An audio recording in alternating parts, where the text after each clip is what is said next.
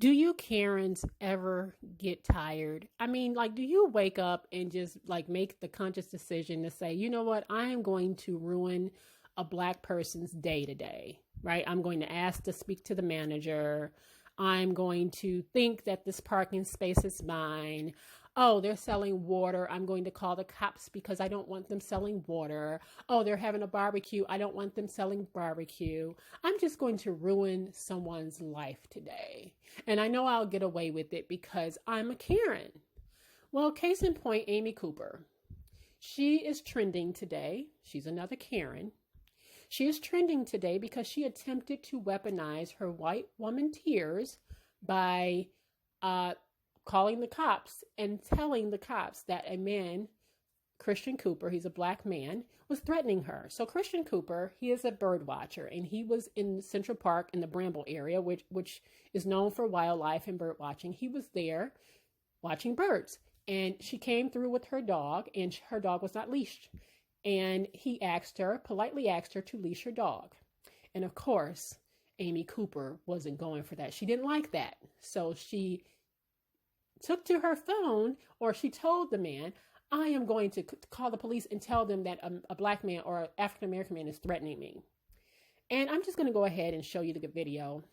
I won't do it justice by just talking about it. I want you to see how she attempted to weaponize her white woman tears to harm Christian Cooper.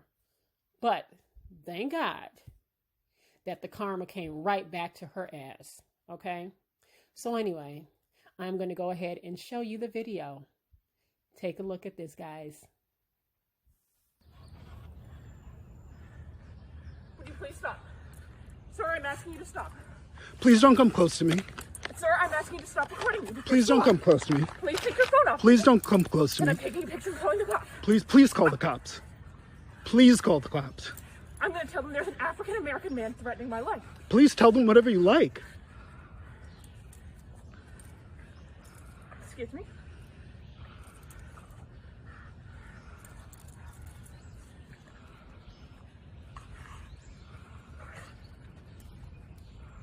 I'm sorry, I'm in the Ramble, and there is a man, African-American, he has a bicycle helmet. He is recording me and threatening me and my dog.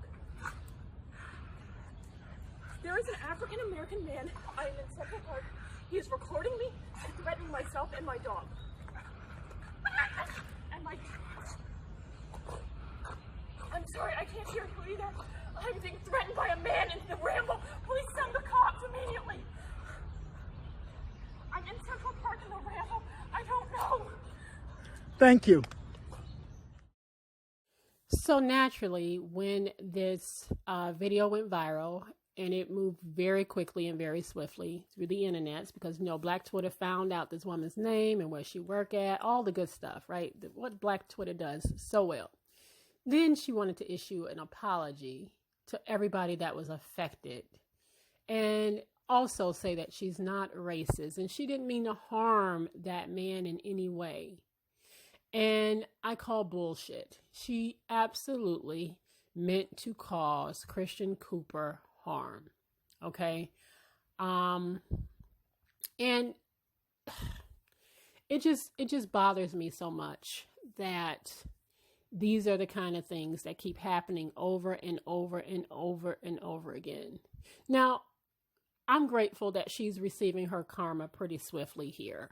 Her employer, she works in an investment company, Franklin Templeton, they saw the video and they have placed her on leave.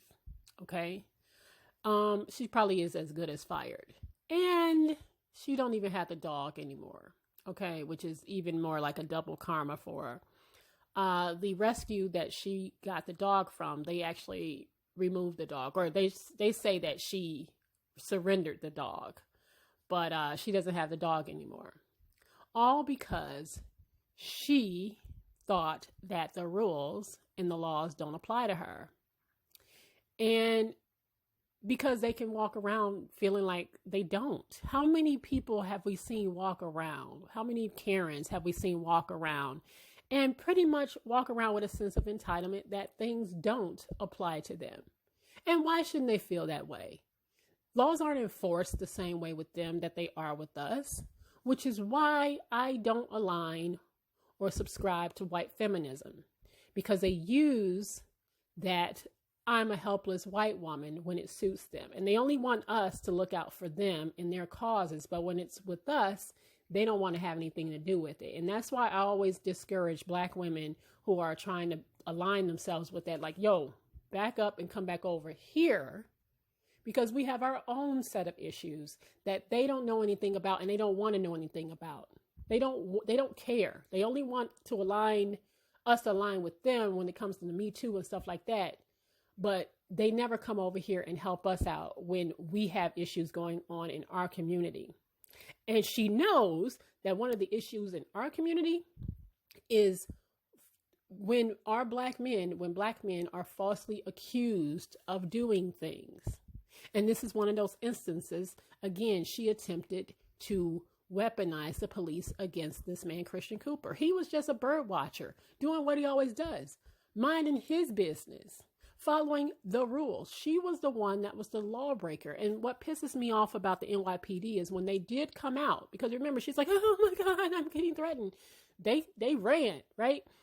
They didn't issue a summons to her or a citation. Matter of fact, they put out a statement saying that no summons or citations were issued to anyone involved. Well, hell, why would he have gotten a summons or a citation? He didn't do anything wrong. She was the one that broke the law from the beginning by not having her dog on a leash. And then the fact that she called the cops for a fake reason, right? Making up shit.